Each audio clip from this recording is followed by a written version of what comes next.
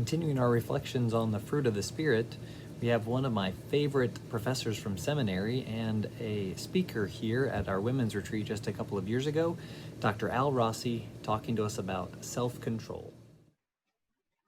Hello, this is Dr. Rossi, returning again. I gave a retreat in Memphis, November 2018, so I know many of you, and I look back upon that fondly and look upon this opportunity to be with you right now, really with great delight. I'm honored to be able to do this short Zoom with you. Father Philip asked me to say a few words on self-control. And I looked at some of the things that he sent me being done at your parish.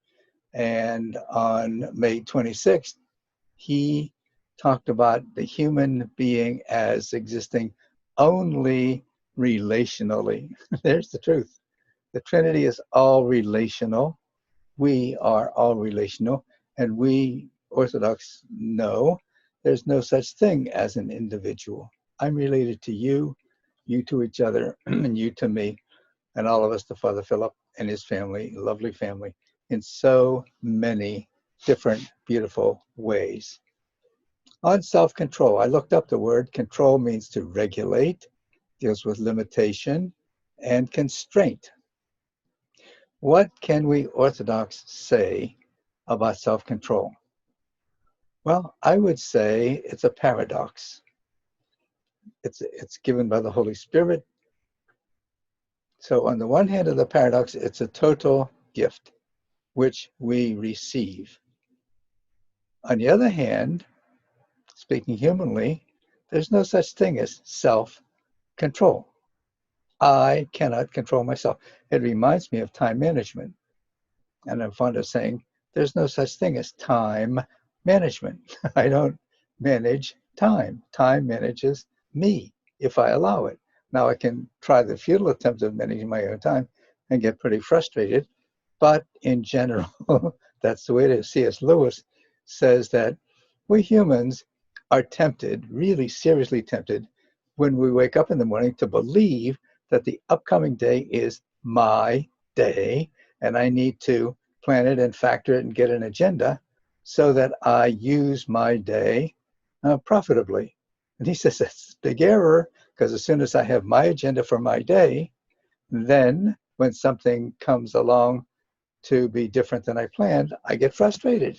Why? Because my plans are being blocked.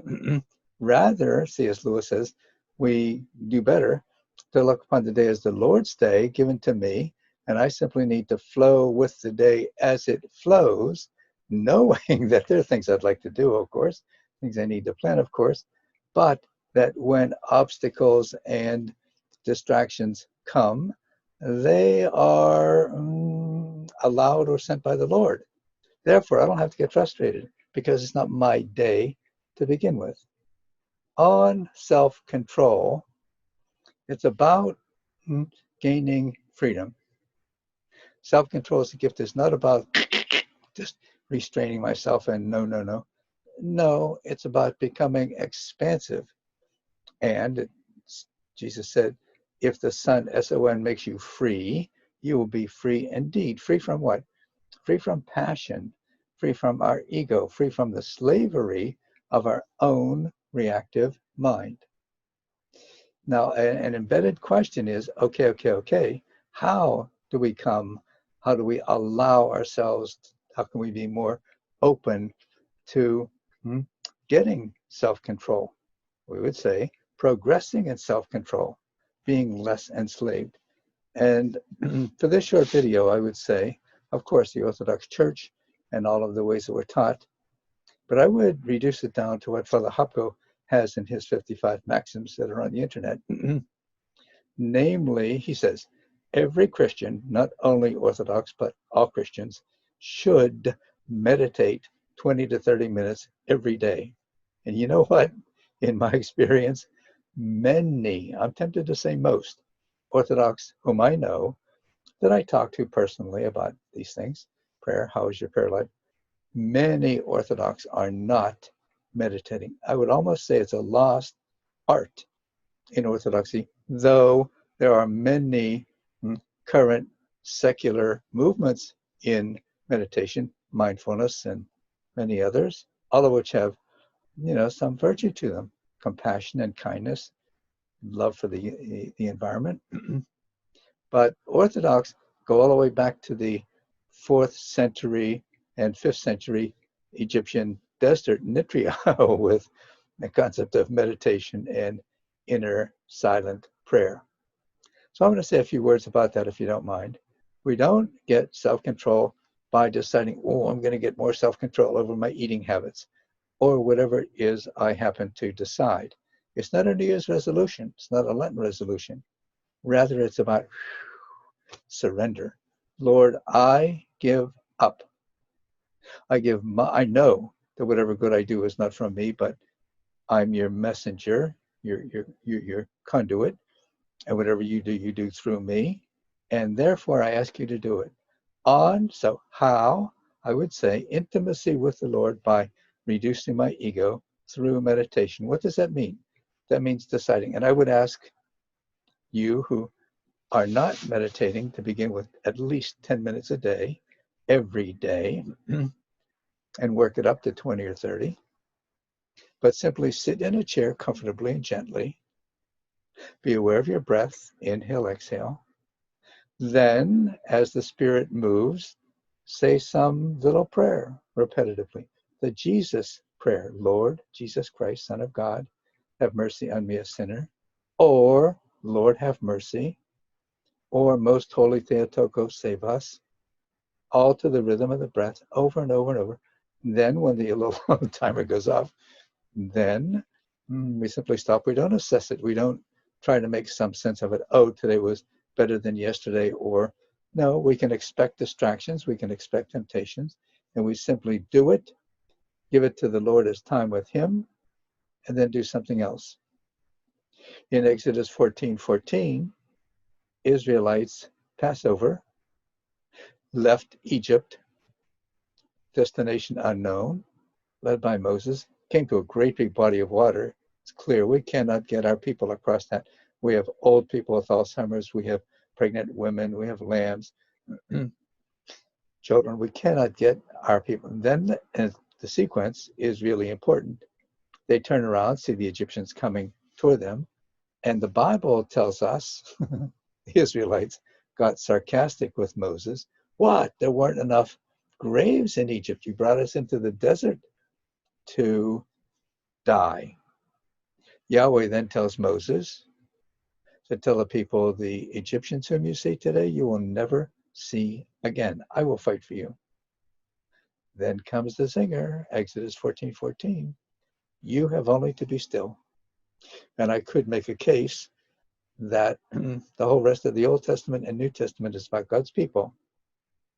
Then and now, you and me, refusing to be still, refusing to be silent. Isaiah 30:15 says that in stillness and in trust is your salvation. And the next 4 words are, and you would not. And it goes on to say, no, you say, we're going to go on our steeds. We're going to go and do all kinds. We're not going to be still. Psalm 46, be still and know that I am God. And the inverse is implied. If I'm not still, I might not know God.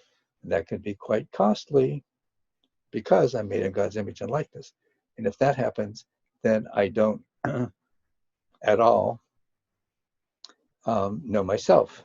I'm a clinical psychologist who had a therapy office for 35 years. And people would come to me, and that would be their essential complaint. I don't know who I am. I don't have any peace. I have lots and lots of money. I have an indoor swimming pool and 3 great big cars, but I don't have personal peace. So we Orthodox at least have a sense of how to get a little more self-control. And then when we do the meditating, then self-control becomes a flow.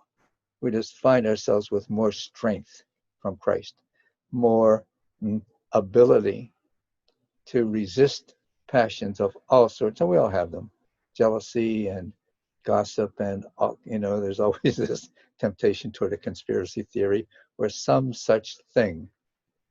And by getting closer to Christ, he, through us, helps us do the right thing. All of this self-control is about getting a receptive mind, not a reactive mind, which sees something and then reacts out of my ego. Oh, I have to do something. No, I receive grace and then very strongly and firmly and softly in my heart, let the Lord lead me to the next right thing. And if I were to recommend a book now on meditation, my opinion, the best currently written book on meditation happens to be by a Roman Catholic priest who quotes Orthodox authors throughout, Theophan the Recluse and so on, a great deal. But the priest's name is Father Martin Laird, who is alive and teaches at Villanova University. And the name of the book is Into the Silent Land, on meditating stronger. You and I, you in Memphis and I here in Crestwood, New York, St. Vladimir Seminary, have the same goal. We want to become more like Christ, more ourselves, be able to love ourselves and others more with peace and joy. And we do have that. And we're always gaining in it. Life is one big learning curve, one progression. So I look at the clock and my little time is up. So I will say thank you very much for giving me this opportunity. And it really is a joy for me to be with you at this moment.